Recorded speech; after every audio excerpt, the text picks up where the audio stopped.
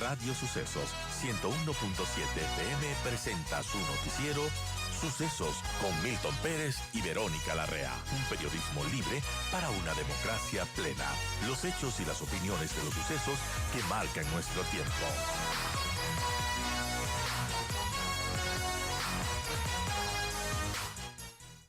¿Cuáles han sido los criterios de Héctor? Bienvenido. ¿Qué nos puede decir usted respecto a esa posibilidad? ¿Para qué es pertinente? El Ecuador la necesita. Bienvenido, Héctor, y gracias por acompañarnos. Hola, ¿qué tal? Muy buenos días. Un saludo también a toda la audiencia. Efectivamente, en la Universidad Espíritu Santo reunimos desde nuestro tanque de pensamiento a diversos expertos para hablar de este tema y creo que el resumen es que hay consenso sobre la necesidad de cambio y hay debate sobre el camino para lograrlo. Ujú. Y creo que muchísimos, por distintas razones, coincidimos en que la actual constitución tiene serias limitaciones para el desarrollo del país, para permitir, por ejemplo, recordemos los candados que hay en la inversión privada para el sector energético, que es tan importante, ahora que tal vez venga un estiaje pronto y que ojalá no volvamos a tener problemas, pero hay un tema de fondo, que es que necesitamos abrir a la inversión privada los sectores estratégicos del país. Necesitamos, por ejemplo, que se pueda pactar arbitraje en tratados internacionales, que es algo fundamental que pide cualquier inversionista y hoy los índices de inversión extranjera en el Ecuador están por el piso. Así. Solo por citar dos ejemplos de candados absurdos en la Constitución. Ahora, lo que creo que hay que cuidar es que no pasemos de un extremo al otro. No se trata, por ejemplo, de que la Constitución mañana diga tiene que haber arbitraje. No, simplemente la Constitución no tiene que regular esos temas. Una Constitución no debe ser ni de izquierda ni de derecha. Debe ser un marco de reglas de juego para que luego la gente, cuando elige un presidente, elige una asamblea, pues decida en democracia si se va más para la izquierda, más para la derecha, en cualquier línea. Entonces, consenso hay en el cambio. Ahora, hay tres vías, creo que actualmente sobre la mesa. Una es hacer reformas a la Constitución. Creo que eso hay que verlo ahorita a la luz de lo que ha pasado el día de ayer en la Asamblea Nacional. Si pensamos en reformas que vayan por la Asamblea, esto recordemos, hay varios caminos. Uno es la enmienda constitucional para hacer ciertos cambios que no alteran la estructura del Estado. Por ejemplo, ¿qué se puede hacer ahí? Debatir sobre el contrato laboral por horas, quitarle funciones al Consejo de Participación Ciudadana. Estos temas de inversión privada, arbitraje, también se pueden hacer por ese camino. Eso se puede hacer vía referéndum que llame el presidente directamente o vía asamblea. Si se hace por la asamblea, porque algunos dicen, bueno, ahorrémonos ir a una elección, pero no hay números en la asamblea para eso. Ayer el nuevo presidente de la asamblea, Nils Olsen, fue electo con apenas 80 votos. Eso es 3 votos más que la mayoría. Es el 52% de la asamblea. Y enhorabuena que haya sido electo, pero eso sí nos deja ver que el gobierno tiene mayoría, creo que eso es positivo para el país, pero no es una mayoría holgada como para decir, pues con esto vamos a enmendar la Constitución directamente en la Asamblea. Otro camino es la reforma, que se necesita cuando hay cambios a la estructura del Estado. Pensemos, por ejemplo, en que no se le quite funciones al Consejo de Participación Ciudadana, sino en su eliminación por completo. Eso cambiaría la estructura del Estado, eso requiere una reforma. Eso significa que hay que ir a la Asamblea y luego ir a un referéndum. Solo que ahí en la Asamblea se requiere la mitad más uno y no 2/3. Y de nuevo, hay que ver si hay esos números en la Asamblea, porque que haya 80 votos para elegir al presidente de la Asamblea el día de ayer no significa que esos 80 coinciden en los temas, ¿no? Recordemos que en el periodo del presidente Lasso hubo votos para nombrar a Guadalupe Llori y luego Pachacuti lideró el intento para destituir al propio presidente. Entonces, Así es. cuidado, Todo cuidado. personal. Asumimos que hay una estabilidad o un consenso que no necesariamente es así en la Asamblea Nacional.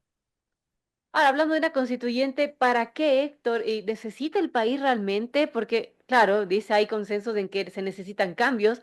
La pregunta es, ¿una constituyente se necesita? Yo creo que primero hay que contestar el para qué, porque eso es fundamental. Estamos debatiendo en el país sobre el cómo, sin primero preguntarnos el qué, ¿no? Esto es como cuando uno es chiquito, pues, aprende primero, tiene que amarrarse bien los zapatos antes de salir caminando, corriendo, pues si no se va a tropezar y se va a caer de oreja, ¿no? Entonces, cuidado aquí, queremos correr sin ponernos los zapatos siquiera. ¿Y para qué? Creo que se necesita cambiar un modelo ideológico que traba la economía del país y que está en la Constitución de Montecristi. Creo que se necesita una reforma política. ¿Cuántas autoridades de control hoy no tenemos prorrogadas por un sistema con el Consejo de Participación Ciudadana que definitivamente no sirve? Si con la Asamblea y el presidente eligiendo las autoridades había problemas, pues el remedio resultó peor que la enfermedad. Entonces, por citar dos ejemplos. Se necesita ir a una constituyente. Creo que eso depende. Primero hay que ver si es viable hacer los cambios sin una constituyente. Y Claro. para eso se necesita evaluar dos cosas. En primer lugar, ¿hay los números en la Asamblea para darle paso? Yo tengo mis dudas, sobre todo con lo que estamos viendo esta semana, porque esto hay que verlo ya sobre hechos reales, ¿no? Porque uno puede especular mucho, pero hay que contar los votos. Insisto, para mí la vara es la votación de Nils Olsen el día de ayer, 80 votos, 52% de la Asamblea. Es una mayoría, sí, pero una mayoría muy estrecha que no necesariamente porque coincidan en nombrar un presidente de la Asamblea van a coincidir en reformas a la Constitución. Luego hay que ver, y este es el gran problema creo que tiene el país, que es el sistema de la Corte Constitucional. Y la Corte dará paso a ciertas reformas o no, una Corte que lamentablemente a mi juicio muchas veces se ha arrogado una serie de funciones antidemocráticas, porque, a ver, lo lógico, si se quiere reformar la Constitución es el pueblo, no una Corte la que debe decidir, y el control que debe hacer la Corte, que está previsto en la Constitución, debe ser muy mínimo, muy limitado para darle siempre el beneficio al pueblo que pueda decidir sí o no a las preguntas, pero hemos visto una corte hiperideológica y que creo que es uno de los grandes temas que se debería debatir si es que hubiera una constituyente, una corte que no responde, no tiene ningún contrapeso, no tiene ningún control político, lo cual no es democrático. Claro. Ojo, pensemos en Estados Unidos, la Corte Suprema, que es muy poderosa, pero creo que es menos ideológica que esta. Pero los jueces de la Corte Suprema de Estados Unidos son sujetos a juicio político del Congreso, porque es impensable tener autoridades que no responden a absolutamente Claro. nadie. Eso es la definición de una dictadura, pues no. Tener un cierto grupo de personas que tienen un poder absoluto y no rinden cuentas a nadie. Eso yo creo que no Buen debe punto. pasar en ninguna democracia. Y entonces, creo un poco que eso va a marcar las opciones. Si la Corte da paso a reformas de fondo y hay los votos en la Asamblea para que esas reformas sean viables, pues no se necesitaría a lo mejor una constituyente. Yo tengo grandes dudas sobre si eso realmente va a pasar o no. Si no, cada vez más la presión para ir a una constituyente será mayor.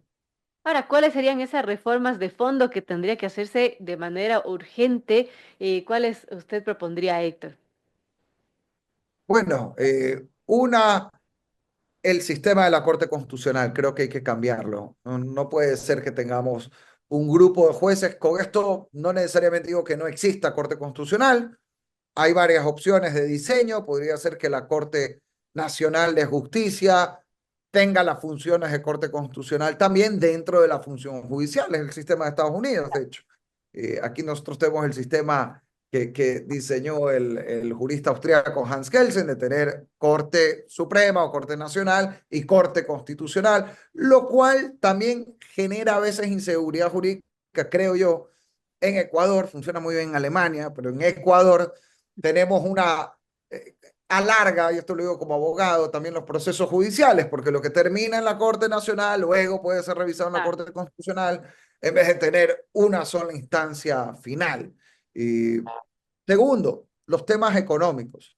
Y en esto yo creo que no es que se trata de ahora hacer una constitución libertaria de derecha, no, simplemente es que la constitución no tiene por qué regular, por ejemplo, si puede haber inversión privada o no en el sector energético. Si el presidente de turno y la asamblea de turno, que es electa por la gente, tiene una línea de permitir la inversión privada en esos sectores, qué bien, pues la gente habrá votado por eso.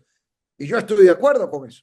Pero si mañana la gente, como cuando se votó por el correísmo, que estaba en contra de esa línea, bueno, es la democracia también, porque a mí no me guste, pero la constitución debe servir para que la gente pueda decidir de elección en elección.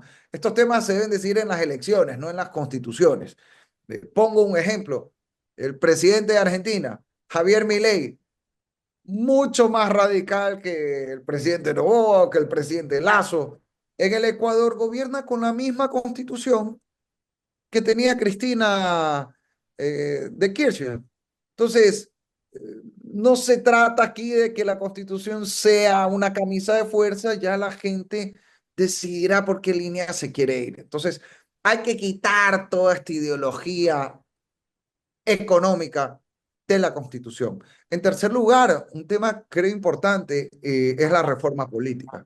Creo que hay que pensar en eliminar el Consejo de Participación Ciudadana.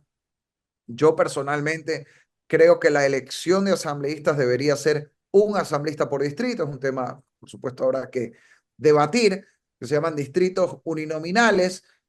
Pongo un ejemplo, en vez de que en Pichincha se elija en un distrito a 6 asambleístas, ese distrito se divide geográficamente en distritos más pequeños, entonces uno tiene un solo distrito donde vota por un solo asambleísta, como la elección de alcalde. Así es como se hace en Estados Unidos, se hace en Alemania, en parte, se hace en Reino Unido. Este no es ningún sistema, no es inventarse el agua tibia. Y eso hace primero que la gente sabe por quién está votando, porque no vota por una sábana, sino que sabe perfectamente cuál es el representante de su sector en la asamblea. Eliminamos el debate sobre el voto en plancha, porque simplemente gana el que tiene más votos y punto, porque solo hay un candidato que va a ganar en ese distrito. Y además está demostrado en estudios de hace décadas que eso genera una mayor estabilidad en el sistema político, hace que en la práctica haya menos partidos políticos. Y creo que otro tema importante son las garantías jurisdiccionales que están en la Asamblea, en la Constitución. Pongo un ejemplo, el tema del habeas corpus. ¿Tiene que haber habeas corpus? Sí. Antes, ¿cómo estaba regulado? El presidente de las Cortes Provincial concedía el habeas corpus cuando ameritaba. Claro. Hoy se puede plantear ante cualquier juez, y esto tiene que ver mucho con la seguridad en el país, porque ¿cuántas veces no hemos visto que delincuentes peligrosísimos? No estamos hablando, no me voy a meter con los temas políticos, que pueden ser más debatibles. Estoy hablando de criminales, de gente que ha matado, pues, condenada, luego con un habeas corpus, con cualquier juez en cualquier lado sale, porque la Constitución tiene abiertas esas puertas. Entonces, yo sé que hay ciertos temas en los que estamos hablando que pueden sonar medio etéreos para quienes nos escuchan. Unos dirán, bueno, esto qué Son temas tanto. claves también, ¿no? Sí, pero al final del día esto sí afecta al crecimiento económico, al bolsillo de las familias, porque si no crece la economía, no hay empleo, si no hay empleo, no hay plata en los hogares, y afecta a la seguridad, porque tenemos una serie de garantías, mecanismos que no es que no deban existir. Los derechos humanos en sí mismos son buenos, pero el problema es que cuando se regulan de una manera irresponsable, abusiva y desordenada, generan un caos que no diría es la causa de la delincuencia, porque la causa de la delincuencia va por otro lado, pero sin duda no ayuda a que tengamos seguridad, no ayuda a combatir el crimen.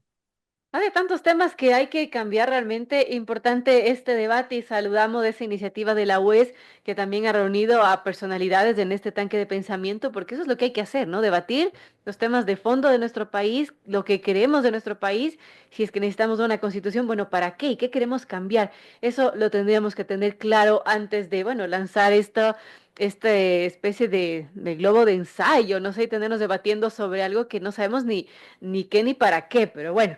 Gracias, Héctor Yepes, él es director fundador de la Escuela de Gobierno de la UES, fue legislador también. Gracias por acompañarnos y darnos este aporte desde la academia respecto a este tema de la constituyente, que bueno, ya veremos que si va tomando forma en los siguientes días, Héctor. Gracias.